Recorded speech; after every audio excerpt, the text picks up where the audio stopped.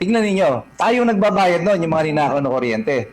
Pero tignan nyo, yung ninakaw na kuryente sa inyo, may VAT. Ninakawan ka na, tinax ka pa. Di ba? Tsaka nakakita ng ganun. Di ba? O, nadinig nyo na yan, ha? Hindi nyo alam. Alam mo, Attorney Yvette, tinatarantado tayo nito. Sa totoo lang, yung kaninang sinabi ninyo at nabanggit, sa mga nakarinig, spread the word. Kasi iba to. Kasi saan ka nakakita? Binaluktot na yung batas, hindi pa kinalala yung proseso at ang protokol kung ano man. Pero pagdating sa mga batuhan ng pera at solusyon, agad-agad kaya pala. Bakit hanggang ngayon? Ang dami pa rin nagugutom. Bakit nalulubog pa rin sa baha? Eh, pwede naman pala may power sila to do that. Na on the spot, pwede pala nilang gawin yun. Pero, kapag inalam mo yung katotohanan, labag pa rin sa batas ang mangialam ng pera sa bawat kung saan ito nakatalaga. Hindi mo ito basta-basta pwedeng ilagay at gawing parang palalabasin mo pa, maging thankful sila dahil ginawan mo ng solusyon. Oo. Di ba? Kaya ito ay napakalinaw na for me, and I know kayo rin po, kasi pare-parehas tayong nasa babae.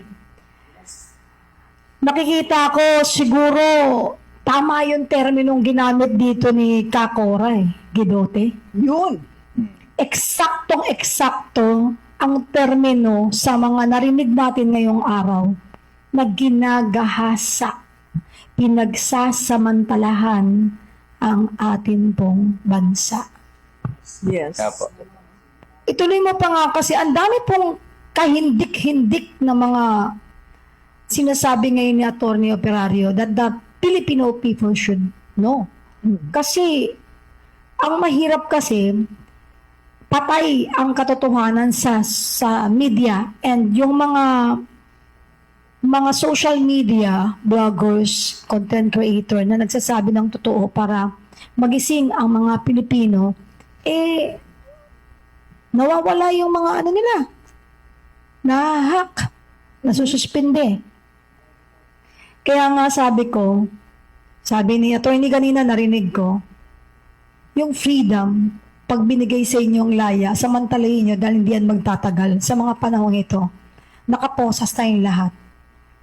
Pero it will not stop us kasi pag uminto tayo, sino ang magpapakalat at magpapaalam at magpapatuloy? Paano na ang Pilipinas? Hanggat may naninindigan sa ating bayan, suportahan natin. Basta doon lang tayo sa tama. Correct. Meron pa pala sa tubig. Attorney, baka alam ninyo yun. Nasyak ako sa Meralco.